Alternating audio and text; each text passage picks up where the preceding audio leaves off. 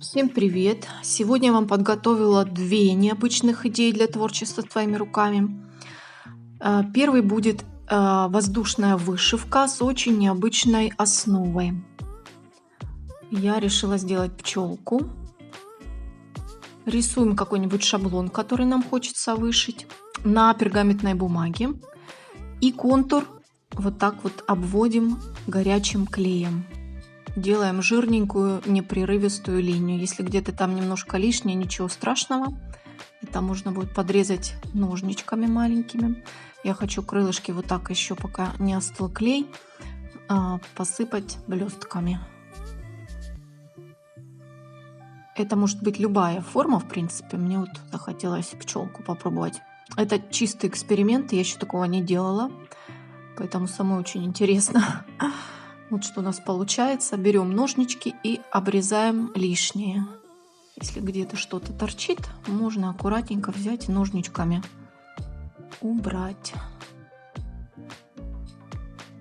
А если что-то порвалось, тоже можно всегда подклеить. И это у нас будет основа для пчелки. Также можно сделать листик, обшить его нитками. Смотрите, вот здесь вот вверху размещу ссылку на мастер-класс, как сделать листики вот эти воздушные. Решила я немножечко еще подкрасить вот здесь клей черным, потому что здесь у меня будут черные нитки. И если где-то будет неплотно прилегать нитка, чтобы не так было видно, беру обычную акриловую краску, можно гуашь, можно лак, без разницы. Вот, но это так, чтобы заморочиться совсем, чтобы все было красиво, хорошо. Теперь я приклеиваю нитки мулине. У меня такие для вышивки, можно тонкую пряжу брать. И просто иголкой, можно и без иглы, но с иглой удобнее. Наша задача в хаотичном порядке, в каком вам удобнее. Можно стежки вертикально, можно горизонтально располагать. Вот этот всю вот эту вот основу обшить черными нитками. Здесь не так важно, насколько они ровно ложатся, главное закрыть вот эту всю основу. Сверху на ней вы потом будете делать уже вышивку, которая вам нравится. Можно оставить черную, можно сделать полосочки, как у пчелки. Можно сделать бабочку простую, тогда будет просто черное тельце. Ну, у меня будет пчелка. Такая брошка своими руками. Вот сейчас я ее вот так вот сделаю. Нить не обрезаю, беру золотистую и делаю полосочку. Можно оранжевую. У меня оранжевой нет, поэтому беру золотистую. Это тоже мулине для вышивки. Там DCM, по-моему, называется. Ну, не разные бывают. Это вообще, в принципе, не имеет никакого значения. Можно тонкую пряжу точно так же использовать. Вот у меня вот есть золотая ниточка. Я сделала полосочки. Обшиваю все тельца до конца. Закрепляю нитку. И теперь можно брюшко беленькое сделать и полосочки. Вот что получается. Можно это все дело закрепить лаком акриловым. И когда мы уже доходим до крылышек, когда тельце готово, берите и обшивайте крылышки вот так вот просто стежками, даже без закрепок, просто вот так вокруг ниткой полностью покрыть крылышки. Нитка у меня осталась, поэтому я ее вот так вот разделю на две части. И буду делать с помощью этой нитки прожилки. Смотрите, как делаются прожилки. Фиксируйте нить где-нибудь на крылышке. И вот так вот направляете в хаотичном порядке стежок через крыло. Вот таким образом, вот так. Фиксируйте нить где-нибудь на контуре или на брюшке. Делайте такие хаотичные стежки. То же самое я делала в мастер-классе про листики. Воздушная вышивка листики. Можете там тоже еще посмотреть подробно. Потом можно цеплять вот эти вот прожилки, которые вы уже сделали, и подтягивать их куда-то в разные стороны, чтобы получались такие вот хаотичные стежки, имитирующие прожилки на крылышках. Вот этот подхвачу стежок. Потянули нить. Посмотрели, все вам нравится, и зафиксировались узелком где-нибудь на контуре. И вот так вот поворачиваете, смотрите, нравится, как выглядит, и фиксируйте. Можно бисера, кстати, еще добавить. На нить нанизывать и вместе с бисером пришивать к крылышку. Я делаю достаточно густо прожилки, можно их сделать и меньше. Тогда еще более воздушный эффект будет у крылышек. Ну, вот таким вот способом. Здесь нет какой-то определенной технологии, просто хаотично делайте стежки внутри крыла.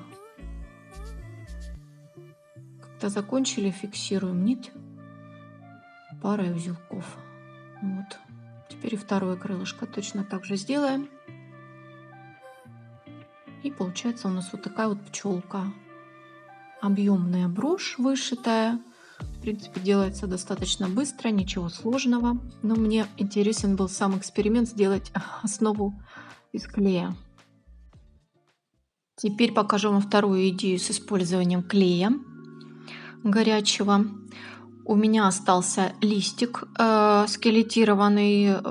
Смотрите видео, я там показывала, как проще всего их делать. Быстро, просто, без запаха, кухня чистая. Вот здесь вот сверху оставлю ссылку на мастер-класс, как сделать такие листики.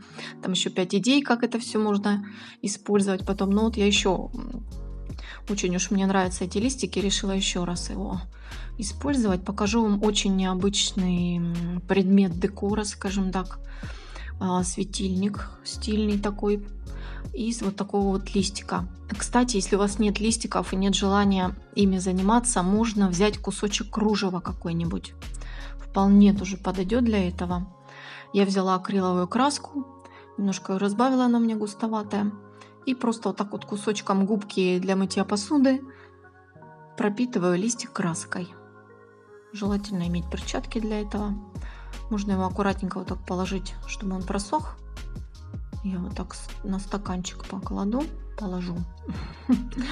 Теперь беру пергамент. Почему беру пергамент? Чтобы легко потом снимался клей. Вот этот горячий. Он только с пергамента хорошо снимается быстро. Берем наш листик, он уже высох. И теперь будем клеем делать листик более твердым. Здесь я тоже буду использовать блестки, чтобы закрыть клей. Но обшивать уже ничего нитками не буду. Зубочистка еще понадобится нам. Можно клеем-пистолетом выделить вот эти прожилки сразу, а можно на зубочистку брать клея немножко и мазать вдоль этих прожилок. Тогда будет более изящный результат. Я вот уже когда сделала в конце, я поняла, что все-таки зубочисткой получается более тонкая полосочка, и он выглядит изящнее.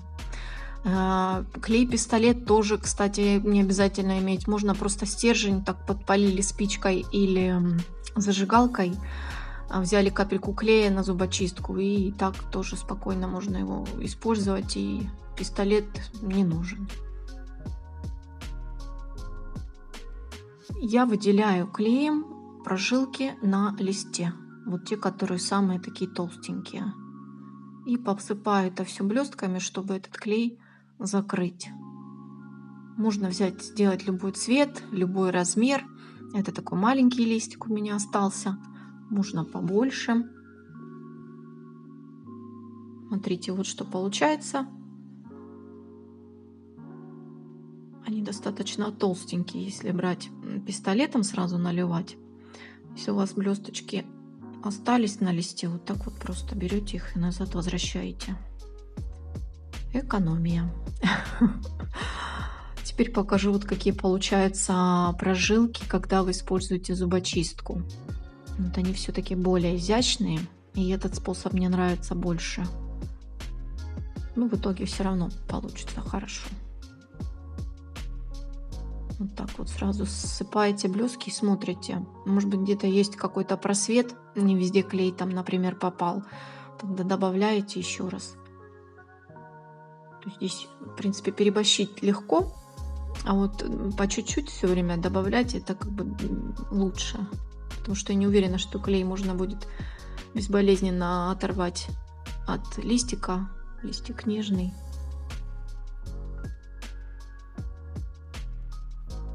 Добавляю тоненькие прожилки и смотрю. Все красиво, хорошо. Продолжаю дальше. Это такой сказочный светильник своими руками. Все как я люблю. Детвора моя обожает это все. Вот у нас есть договоренности. Мама постоянно придумывает какой-нибудь светильник новый. Способ быстрый, простой. Вот и в принципе, я же говорю, если нет листика, можно взять кусочек кружева вырезать. Тут я еще решила добавить по краям немножечко серебристой краски. У меня в баллончике, ну вы точно так же можете взять обычную акриловую и кусочком губки немножко по краям добавить. Мне нравятся градиентные такие переходы. Вот что у нас получилось. Теперь мы его будем превращать в светильник. Для этого я беру вот такие вот, продаются во всяких магазинчиках Фикс Прайс, Копеечка, там всякие такие с мелочевкой.